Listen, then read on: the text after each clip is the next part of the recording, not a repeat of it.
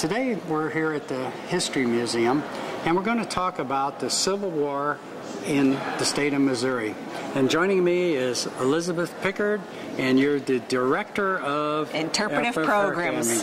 Yes. Here at the museum. So come along on the tour with us. Okay, we're here in the Civil War in Missouri exhibit. So Elizabeth, let's walk through and take a look. Absolutely, right this way. Let's go ahead in. So as you were saying to me earlier, a lot of people don't really know that there was a Civil War in Missouri. But of course the Civil War played a huge part in the history of our state. And one of the most important factors in starting the history of the Civil War and the Civil War itself, of course, was the institution of slavery. And here we have some artifacts that were actually made with slave labor. And you can see the incredible amount of know-how and expertise that went into creating these things. This article over here on the right, the hatchel, a lot of people think that looks like some sort of torture implement, and you could say that, but it was actually for working hemp. We weren't a cotton-growing state except for a very tiny bit of the state. Actually, the biggest slave-produced crop in the state was hemp to make ropes with. And that was an incredibly difficult, labor-intensive farming method. And one of the things you had to do is rot the fibers of the plants from the outside, and then they would use these hatchels to draw the fibers across to make those things we think of as the pieces of the rope. So they just kind of twist them together once they separated Yes, exactly. them out. Yeah. So once you had it, you had a nice long fiber, but it was difficult. And then, of course, another key start to the Civil War was the Dred Scott decision. And here we have Mr. Scott. And that was a decision that he had started to pursue his own freedom based on the fact that he had been taken out of slave states, out of the state of Missouri, into the North. And there were many, many other people who had gotten their freedom on that legal basis. He started to sue in the courts in 1847. 10 years later, a decision was made by the United States Supreme Court that actually said not only is he not going to be freed, but as an African American, he doesn't even have the right to sue. He's not even a citizen of this country. And that Supreme Court decision was so polarizing, it's often looked at as one of the things that sparked the Civil War just 4 years afterward. What we have here are actually his freedom bond and his wife's freedom bond. And the state of Missouri said that free blacks couldn't live in the state unless they posted a bond for their good behavior. Now, they'd done nothing wrong. You know, we're used to thinking of bondsmen sort of doing things for people who've been accused of a crime. They'd done nothing wrong, but they actually had to post what were called free Negro bonds that said, we promise we will behave ourselves or we'll pay this amount of money. And these are the real artifacts. And of course, you can see another effect of slavery in Missouri was that it was illegal to educate any blacks in the state after 1847. And so you can see Dred Scott's mark and his wife Harriet's mark, because they were, of course, not allowed to learn to read or write. So these are really incredible. Those are the actual documents? Those are the actual real thing, yes. We won't do this one, but I'll just point out you can actually see how you would have voted based on the different candidates' positions. And it tells you who you ended up supporting. And 9 times out of 10, visitors are surprised that it's not Abraham Lincoln that they vote for. Were they voting in the 1860 election? This exhibit, too, the Missouri History Museum put this together, correct? Yes, and the vast majority of the artifacts in it come from our own collection. So it's a real opportunity for us to showcase our incredible collection here at the Missouri History Museum.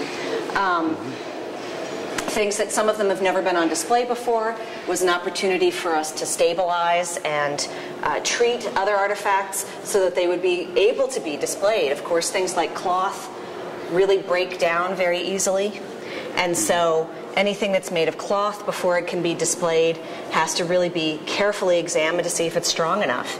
And that's why the light levels are so low as well, to help preserve those cloth samples. Now, this is absolutely one of my very favorite artifacts in this entire exhibit. It belonged to a man named Austin Standish, and he was at the Battle of Wilson's Creek, which was a very early Civil War battle, August 10th, 1861. And he was at the battle and was shot in the chest but had his pocket watch in a breast pocket of his coat. And that pocket watch stopped the bullet and saved his life. And so there you can see the sort of musket ball or mini ball dent that it made in his watch. And then that really was the implement that saved his life. And Wilson's Creek's by Springfield, correct? That's correct, yes, not too far from there. And that was probably one of the bigger battles. There are about 15,000 people involved in that skirmish. And it was also something that led to the development of something called the Western Sanitary Commission. There were so many people who were sick and wounded because of the Battle of Wilson's Creek, and the Army hadn't really made any kind of provision for taking care of them. There were not enough doctors, there were no field hospitals, so they were eventually, the ones that lived long enough, loaded onto trains in Springfield and sent here to St. Louis. And then once they got to St. Louis, there was nobody to treat them either. So one of the next things I'll show you is down here. It has to do with the development of hospitals here in St. Louis. Okay, this would be Jefferson Barracks, I would assume. There was a hospital at Jefferson Barracks. There was an even bigger one built in 1863 at Benton Barracks. And Benton Barracks is where Fairground Park is today. So here we have some pretty gruesome images of the kinds of wounds that you would could receive during the Civil War, and the sorts of treatment that you would get. You can imagine, having looked at that pocket watch, that bullet wasn't moving very fast. Well, that was great if it hit your pocket watch, but if it got inside of you, those balls could really do a lot of damage. They would sort of move around inside the body. Terrible sort of damage to limbs, if not life itself. And so, as I mentioned, after Wilson's Creek, no medical care whatsoever. And so the general in charge of St. Louis was a man named John C. Fremont, made very famous later as an explorer. And he issued an order that was General Order number 159, and it established something called the Western Sanitary Commission. A lot of people don't realize that those hospitals were largely founded by, funded by, and run by volunteers. There were certainly some military surgeons, but the vast majority of that support came from the public. So there was the huge hospital at Benton Barracks. There was a hospital facility at Jefferson Barracks. And then there were women like this lady here, Adeline Cozzens. And she's one of my favorite stories. She was a very well-to-do St. Louisan, very fervent in support of the Union cause, and she was part of the Ladies Union Aid Society here in St. Louis, and she nursed for the Western Sanitary Commission. And she actually went on a hospital boat, there's a picture of a hospital boat here, down to Vicksburg, Mississippi, and she was taking the wounded off the battlefield. So literally right in the thick of the battle, and a bullet ricocheted and hit her in the knee. And she said, "It's nothing worse than these boys have gotten today. We're going to keep working." So she kept working, bringing bodies, worked for the rest of the war as a nurse. In her later years, that knee started to really give her a great deal of pain, and she was no longer as wealthy as she had been during the Civil War.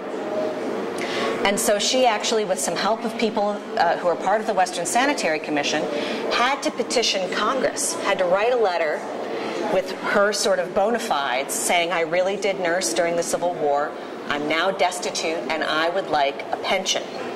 And it took an act of the United States Armed Services Committee of the Senate to get this lady her pension, but she did. They voted unanimously for her to get a pension, and she got her $30 a month. So it's really kind of an amazing story. And of course today you're glad that your pension doesn't rely on a vote of the Senate. This is an artifact that is really one of my very favorites in the entire exhibition. This is a uniform that was made for a little boy named Jimmy Johnston. And he was 6 years old, and he and his mother were visiting his father on the Union gunboat that his father commanded. And they were very unexpectedly attacked. And there were young boys serving on these boats as what were called powder monkeys. They were actually taking the powder from, where it was stored to the guns so that they could be fired. Mm-hmm. The little boy who was serving as the powder monkey on board the boat was killed. And Jimmy, age 6, picks up the powder and starts running back and forth and giving the powder to the men at the guns. Eventually the danger passed, and the sailors on the boat had a miniature, real U.S.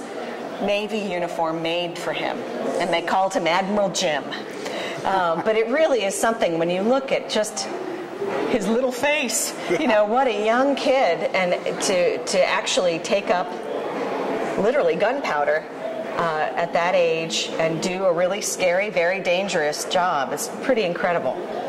So I love to stop at this case because I think with World War II, we often think about women going into the munitions factories, and that was sort of maybe the first time that such a thing had happened. But in fact, during the Civil War, women did exactly that. And this is a paper cartridge for a .58 caliber rifle, and it was probably rolled up into its paper by a woman, as shown here in this picture. And so absolutely there was manufacturing on the home front by ladies during the Civil War. So the powder and the ball is in that case? That is correct, yep. And then they just would ram it on down, exactly, yep. Okay. And the other thing this case shows is how home production, you know, regular production changed in wartime. So the manufacturer of these heating stoves became a cannon manufacturer during the Civil War. And of course, we know lots of stories like that during World War II. People like Emerson went to manufacturing tank turrets. Exactly same principle at work here. So this remarkable artifact is actually a real Confederate cipher. And it was used to send coded messages during the Civil War. And it's remarkable in that we sent this off to the Spy Museum, and the people who work in the Spy Museum are real CIA operatives, you know, retired spies and code breakers, and they to this day cannot figure out how this cipher worked or how it could be translated. And so it's really a remarkable piece of ingenuity. They also told us they had never seen a cipher of this kind. So this is really an incredible artifact for just such a small thing. But to this day, the man who made up this cipher made a code that nobody can crack. So it's pretty incredible. Yeah. One of the things that people often don't realize about the Civil War in Missouri is that there was martial law proclaimed throughout the state for the duration of the war. So there was a curfew, there were regulations about who could be out and how many could gather, and that order came directly from Abraham Lincoln. And so this remarkable letter is a letter about that institution of martial law in Missouri. 1861. Yes. Okay. What is this exhibit? So this particular portion of the exhibit focuses on the people who were called the U.S. colored troops. They were black soldiers. They were not allowed to formally join as fighting men until 1863, after the Emancipation Proclamation had been ordered. One of the really remarkable things that happened right here in St. Louis is the very first battle that included black soldiers, and that was fought prior to 1863. The general out here in the West said, by the time word gets back to East, the battle will already be fought. And so that happened in the western part of our state. Another really incredible artifact that we have here are some letters written by a man named Spotswood Rice back to his former owner. And those letters are telling her that she'd better let his daughter go. And they really are, I think, one of the most incredible first-hand accounts of the feelings that people had about that institution who had lived under it. He had actually run away to join the Army and was now writing back and saying, you think that my children belong to you, but they don't. They're my children, and I'm coming to get them with all the Union Army at my back. So, of course, one of the things that really did set Missouri during the Civil War apart from the rest of the country was the amount of guerrilla fighting that went on here. Although there weren't a lot of huge bloody battles like Gettysburg or Antietam here, there was constant raiding by guerrillas. Now, one of the more famous bands of these was Quantrell's Raiders, and very famously, one of his members was Jesse James. But the fact of the matter was, some of these people had a particular allegiance to one side or other in the Civil War. Others were just taking the opportunity to steal things. And so they would ride up wearing one color uniform, so saying, I look like a Confederate. They'd ride up to a farm and say, whose side are you on? And they'd say, well, you look like Confederates, so I'm on your side. And then they'd say, we fooled you, we're Union. And they would take everything that they had and burn them out anyway. So it was a very, very difficult time for the people of the state, and especially the western parts of the state.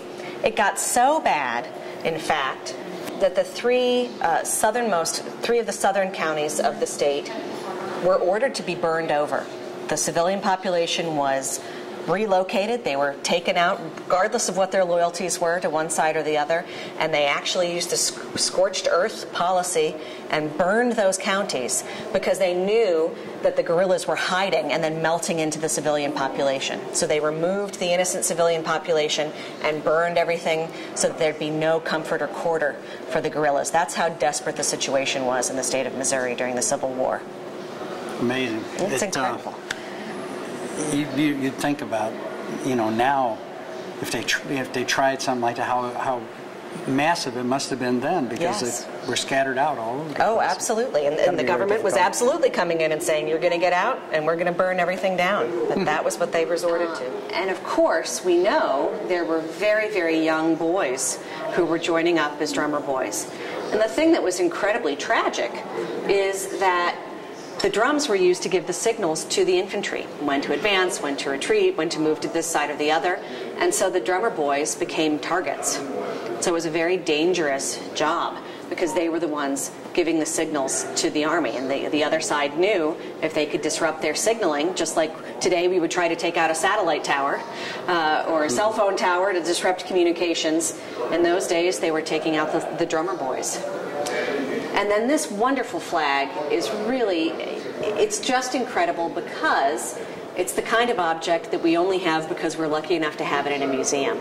As you can see how fragile it is, how much it's breaking apart. And one of the great opportunities of an exhibit like this is for us to have objects like this wonderful flag conserved and stabilized and then put it into a frame in such a way that it can actually be displayed. There are certainly things in museum collections all around the world that are so fragile they can't be exposed to light at all. And so this one, we're so lucky to be able to show this one off, and the others that are in the exhibit as well. So of course, eventually, as we know, the war did draw to a close.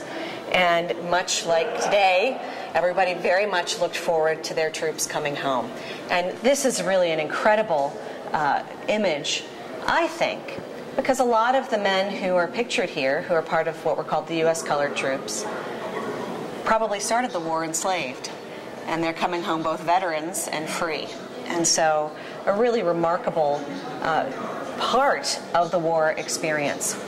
And of course, for the men who were suddenly free to go, the war was over, they were mustered out, they often had a very hard time getting home. And we have evidences of some people walking almost all over the eastern United States before they were able to get back home, trying to avoid troops or trying to, kind of get a train ride here and then having to walk this far. And so it was a very tough thing for the folks coming home. This is the Emancipation Proclamation for the enslaved people of Missouri. One of the things that a lot of folks don't realize is that the Emancipation Proclamation that Lincoln signed in 1863 only freed enslaved people in seceded states. So slaves in Missouri and Maryland were not freed until actually 1865. And this is notable for a few reasons. One is the language in it, that in this state there shall be neither slavery nor involuntary servitude except in punishment of crime, whereof the party shall have been duly convicted. It's actually almost verbatim the language of the 13th Amendment to the United States Constitution. And in fact, this was passed here in Missouri by a radical Republican government just about 2 weeks before that amendment to the Constitution of the United States was passed by Congress. And of course, that story is the one that's focused on in the new Lincoln movie that's been out and so well recognized. There's a sort of commemorative version of this that's beautifully illuminated and in color, and that's what most people tend to think of. But this is the real legal document. It's a real treasure here. Okay, as we wrap up here, how long is this exhibit going to be here? The exhibit is part of the sesquicentennial celebrations of the Civil War, commemorations of the Civil War, and it will be open through June of this year. June of this year, okay. Yes. Is it open every day of the week? We are open 7 days a week, 10 to 5, and then we're open late until 8 o'clock on Tuesdays. Sounds good. Thank you, Elizabeth. Thank you very much. Hope you enjoyed our tour of the Civil War in Missouri. And how long is the exhibit going to be here? The exhibit will be here through June of this year. It is paid admission, although if you're a resident of the city or county, it is free on Tuesdays. Otherwise, it's $10 for adults, $8 for children, and free for children under 4. And of course, our members get special free tickets as well. Okay, and it's every day? It is 7 days a week, from 10 to 5, 10 to 8 on Tuesdays. Well, very good. Thank you. This is a very enjoyable exhibit. Thank you.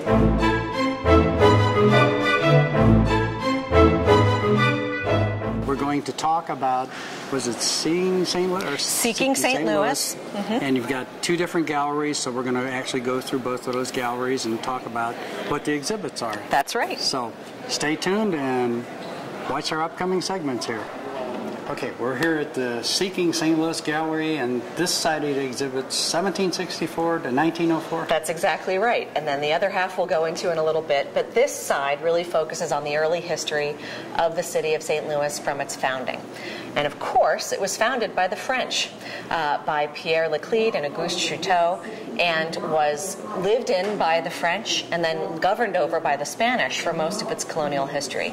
Of course, we know it became part of the United States with the Louisiana Purchase. So we'll take a first walk into here, and we can look at sort of why we have a city here in St. Louis.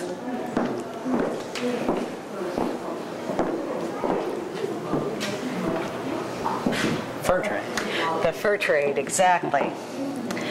So the French knew that there was a lucrative fur trade in this part of the country, but they had just recently lost a war. They'd lost the French and Indian War. And so they had to cede all of their territory. They used to own what was between the Appalachian Mountains and the Mississippi River, what was called the Illinois. And so they had to give all of that to England. This was even before 1776. They had to give that to England. So they knew they wanted to have some sort of an outpost on the Mississippi, but that it was going to have to be on what was still French, on the west side of the Mississippi. And so Pierre Leclerc and Auguste Chouteau came up the river, and they knew they wanted it to be near the confluence of the Ohio, the Mississippi, and the Missouri rivers. They went up as far as the Missouri and then started coming back down and looked for high ground and found where the arch now stands, a very high river bluff. And there's pretty good evidence that they knew what they were doing when those terrible floods came through St. Louis in the 1990s, and of course flooded a lot of the city. And the water came right on up, but they were still about 5 or 6 steps clear. That land right at the top where the original settlement was stayed dry. So they knew what they were doing when they chose that. And those waterways were, of course, the highways that allowed trade, and in fact had been used that way for a millennia by Native Americans in the area. The great civilization of Cahokia across the river relied on that river network too. But what they were after here was the almighty beaver. There was a huge demand for beaver fur in hats, gentlemen's hats, because if you mixed in the fur with the wool, with the felt that the hat was made of, it made it waterproof. And so that humble animal and his fur really are the reason that we're here in St. Louis today. That's why the French came up the river, and they had great fur trading empires, really, and a great network that went all the way out the Missouri River. So we'll go over here. Is that why they call St. Louis the Mound City? Absolutely. It was called the Mound City. Yeah. Although what's interesting to us is that St. Louis was the suburb in those days, and Cahokia was the center of the city.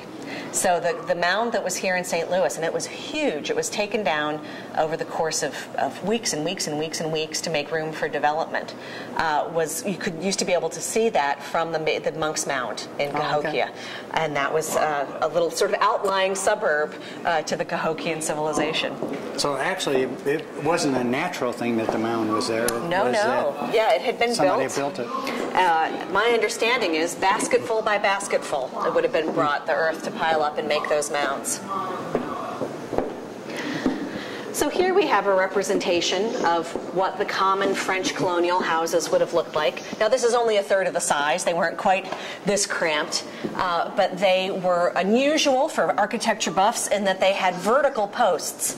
The English tended to build a frame of the big posts and then fill in, but these were just large logs that were laid vertically and then filled in between. And of course they had an abundance of timber and all of those things here.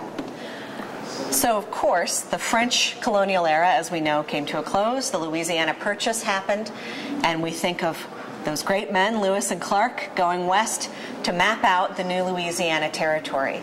And this area of the museum really represents Clark's work after the expedition. He had an office here in St. Louis. He was an Indian agent for the United States government. And he was responsible for relocating Native American groups. And in fact, he said something like, if I ever go to hell after I die, it will be for the deal that I just made with the Osage, removing them from their land and relocating them somewhere else. Of course, those relocations meant that Americans started to flood into the area, and the population of St. Louis started to grow exponentially. Exactly. So as I mentioned, you know, the French founded St. Louis, but there had been a secret treaty made between King Louis of France and King Carlos of Spain to give the Louisiana Territory to Spain, because Spain had sided with the French in the French and Indian War and was losing territory. So there was actually a Spanish government here in St. Louis for most of the colonial period. In fact, even after Napoleon took Louisiana back from the Spanish, they never sent a French governor. So there was a Spanish governor here when Amos Stoddard arrived for the United States to actually carry out the Louisiana Purchase. And that's why this document is written in Spanish. Now, this is a reproduction of the transfer document, but it is the Spanish version transferring the territory from Spain first back to France and then from France to the United States. But Amos Stoddard had to stand in for the French, so he was the French proxy and then the American representative. And of course, Lewis and Clark had arrived during the winter after this purchase had already been agreed to, but the transfer didn't happen until March. So they were stuck waiting until the actual transfer happened because the Spanish governor said, you don't have a Spanish passport, I'm not letting you go up the Missouri River. And so that's why they left the day of the transfer. Okay, so that's why they stayed in Illinois? That's right, because that was American territory. That's why they stayed over on the Illinois side. Okay. But they talked quite a bit with the Choteaus and family, the Choteaus as they were called, because they had all those fur trading connections and with Native Americans so that they would know who they were going to go and meet on their way up the Missouri. Like we have a brewery exhibit here. Absolutely. You know, as I mentioned, the population of the city of St. Louis grew exponentially in the 1830s and 40s, and a big part of that population boom were German immigrants. And they brought their lager recipes for them and found the limestone caves that are underneath the city, a perfect place to let the beers age and also to serve them. And so brewing became a really important industry here in St. Louis. Of course, you've got the Anheuser Brewing Association there, but also names that might not be so familiar to us anymore, the Winkelmeyers and the Wainwright Brewery. So it was absolutely a huge both industry and part of the social scene. You can imagine in the summers in St. Louis, in a crowded, booming city, going to sit in a cave and drink a little beer would probably be a great relief in July or August, you know, that cool air coming out from underground. So, of course, the other thing that really fueled the enormous growth of St. Louis during this time was the advent of the steamboat. When Pierre Leclerc came up the river from New Orleans, that journey probably took 2 or 3 months to go against the current of the Mississippi River. And it would take probably a couple of weeks to a month to go back down the river. Once the steamboat came, you could make the upward journey in 2 weeks and the downward journey in a week. So it really changed the city. And the port here in St. Louis and the riverfront, which is represented, was an incredibly important center to the city. But of course, those steamboats also quickly became very elegant places. And I just love this mirror. It's from the sort of grand parlor aboard one of the steamboats. And they would have been lined with these. And often then there was little stained glass windows along the top to let the light in. And they were just brilliantly beautiful, shining, glimmering places to go. And they would serve delicacies, oysters from the East Coast, because of course, steam travel made that possible. So it was really considered a big deal to get to go and travel on a steamboat.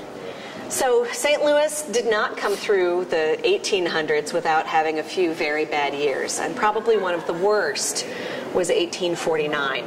There was an enormous cholera epidemic. As I said, that population growth was happening. There was no water treatment, no really good sewage system, and cholera was an enormous epidemic. 10% of the population of the city died in that cholera epidemic. No sooner had that gotten underway than a freak weather event occurred.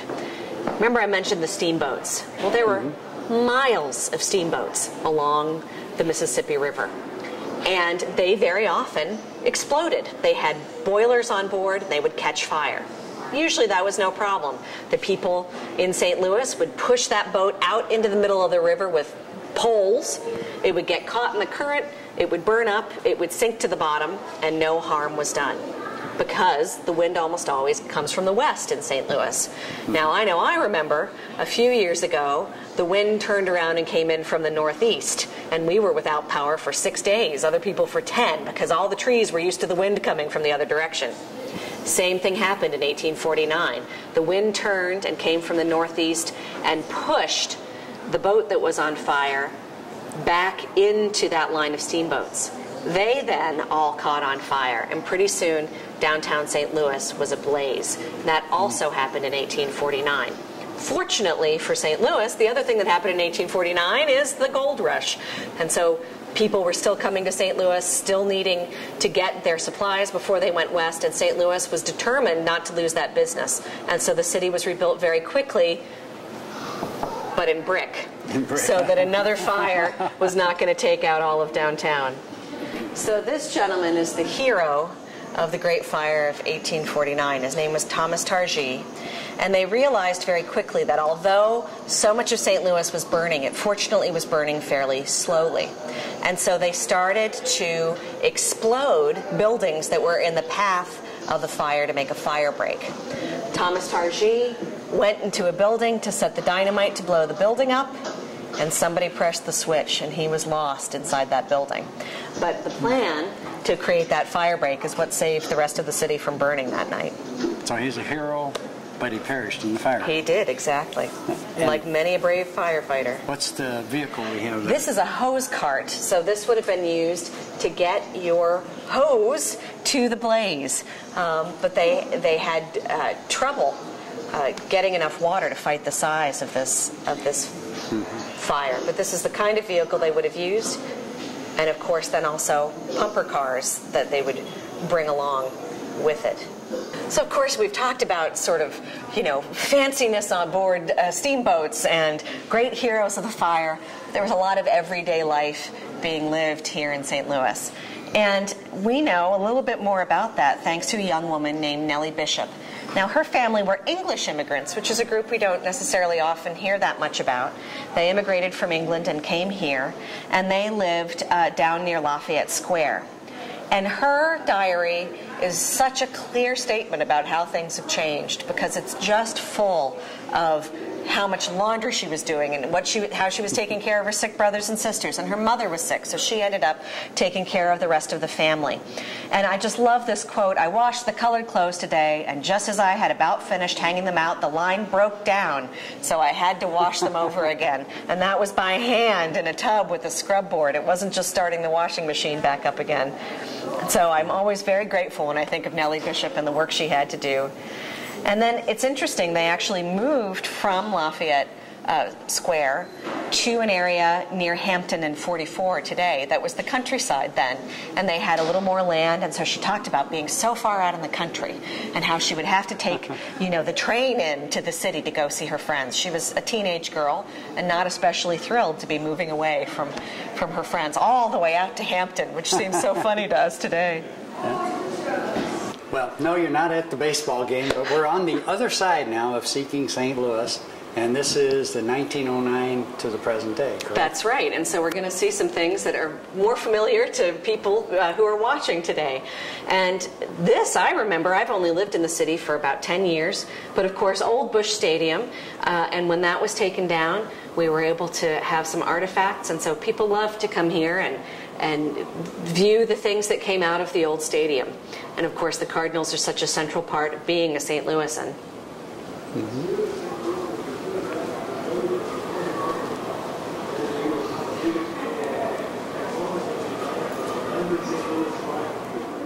Okay, now this is another baseball exhibit, and this is Sportsman's Park. That's right. So this was the stadium that predated Old Busch Stadium, and it's Sportsman's Park. And of course, it's notable because not only did the Cardinals play there, but the St. Louis Browns played there. And famously, Satchel Paige came and pitched for the Browns and actually made it to the All-Star game in the 1950s as a St. Louis Brown. So there's a great history behind that old field and those teams. Yeah, I remember those chairs.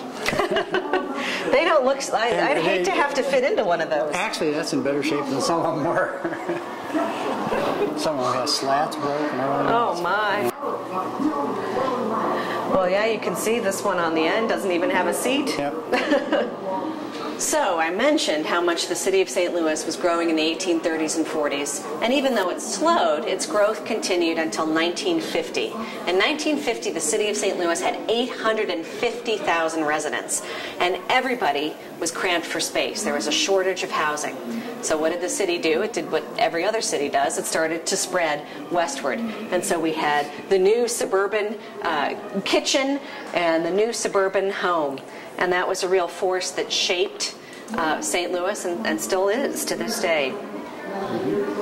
Now, we used to have a refrigerator like that, but it was green. Green was the other popular color, wasn't it? You could have pink or green. And blue. They had blue Oh, too. that's right. There was that beautiful shade of blue. And then, of course, the 70s came and you had avocado and mustard. Melmac. Yes, yeah. Right now, what is this exhibit? So this is a set of costumes from Katherine Dunham's dance company, and we are incredibly fortunate in that Miss Dunham gave to the museum a huge collection of her costumes, and we had an exhibit that just focused on her several years ago, but we love that we can display some of the incredible work that her husband John Pratt, who was her costume designer, did here in this part of the gallery. And this part of the gallery is really dedicated to famous St. Louisans' contributions to art and culture. So Miles Davis and Chuck Berry and Katherine Dunham, they're all represented in this part of the gallery. Tina Turner's around the corner. Okay. Brand new model car, Elizabeth. Brand new car. Let's get in and go for a ride, huh? One of the things I never knew about St. Louis until I came to work here is how many different motor car manufacturers there were here in the city. It was actually a major industry for a long time, and the Moon Motor Car Company was one of the more famous. This is a Moon motor car, of course, a very early one. It's still got the sort of stick to steer with instead of a steering wheel, and you can see it's still sprung very much the way an old wagon would have been. This is McDonnell Douglas. So this, of course, talks about the aircraft industry, and of course, going back to Curtiss Wright and up through McDonnell and through Boeing, we've had a great aircraft presence here in St. Louis. Some people aren't aware that a lot of the early astronauts actually came here and did their medical testing right here in St. Louis. There were portions of this early space program that were housed here at McDonnell. Very interesting. It's amazing how far they went from the beginning of World War II to today. Absolutely. And, you know, now it's spread out throughout the country. Of course, it's called. The name's changed, of course, but you know, it's still the same company. Absolutely. It has been strong for years and years. So this is a wonderful toolbox. This one is from World War II, and of course the great industrial boom, and that was true very much here in St. Louis. One of the things I never realized is that things like your rivet gun or, you know, if you were welding, the sort of large equipment was provided by the factory, but anything small that you needed belonged to you, and you had to bring it in. One of the things I love about this toolbox, though, is the airplane decals. The person who owned this was very proud that they were building aircraft. So I think this is one of the most interesting stories. I keep saying that over and over. I guess we've got a lot of interesting stories, but I do love this story. This is a gentleman named Otto Schubert who immigrated here to St. Louis in the 1920s. And when World War II broke out, he enlisted in the United States Army. And he was taken to Germany to be a translator and as somebody who had been local to sort of help them find their way.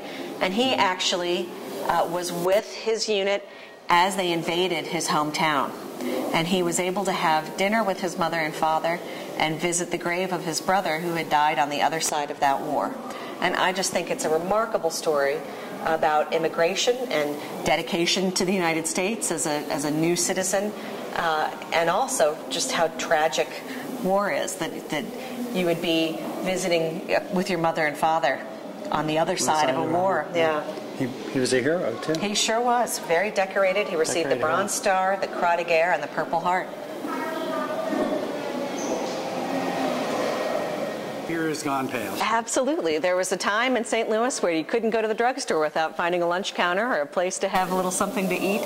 Of course, this part of the exhibit actually talks about civil rights. So we've got suffragists around the corner, but this lunch counter is really talking about the civil rights movements that started here in the 1940s. Now, I think a lot of people tend to think that the civil rights movement started with Martin Luther King in Alabama. But we had sit-ins here at the department stores as early as 1944. There was a group called the Citizen Civil Rights Committee, and they were working to desegregate the lunch counters here in St. Louis so that everybody could sit down here with you and me and have a cup of coffee while they were out having a day of shopping. So it was really remarkable history that we're proud to be able to tell here at the museum. Okay, what is this exhibit? Well, so now I mentioned the early civil rights movement here in St. Louis in the 1940s. This area is devoted to the civil rights movement in the 60s and 70s, and a gentleman named Ivory Perry. Now, he was an activist for all sorts of things, getting lead paint out of housing so that children would grow up free of lead poisoning, job access. But one of the things he's really famous for is that he felt that one of the ways that you could get people to slow down and really listen to what was going on in the civil rights movement around the nation was to literally make them slow down. And you can see here he had several protests where he would lie down on off-ramps or in the middle of traffic so that his protesters would have the chance to hand out their leaflets, and it was a way that he felt they could draw attention to the broader civil rights struggle in the United States. All right, now since we've seen, I hope everybody enjoyed the tour through there. I mean, it's amazing. I didn't know there was this much stuff in St. Louis. Thank you. I've lived here all my life. Let's talk about what's coming up at the Missouri History Museum. So one of the projects we have coming up that we're really excited about is a new St. Louis History Gallery for the 250th anniversary of St. Louis. You can actually follow the progress of that exhibit team on our blog, History Happens Here, and find out which people, which places we're going to be talking about there. We'd love to have you come and visit. The museum is open 7 days a week from 10 to 5 until 8 on Tuesdays. General admission to the museum is free, although there is a charge for special exhibitions. Okay, and you are open every day except? We are open every day except Thanksgiving and Christmas. And it's in downtown, downtown St. Louis? That's right. Park. Delmar and DeBoliver in Forest Park. And you can visit to find out more by visiting our website, www.mohistory.org. Thank you, Elizabeth. Thanks very much.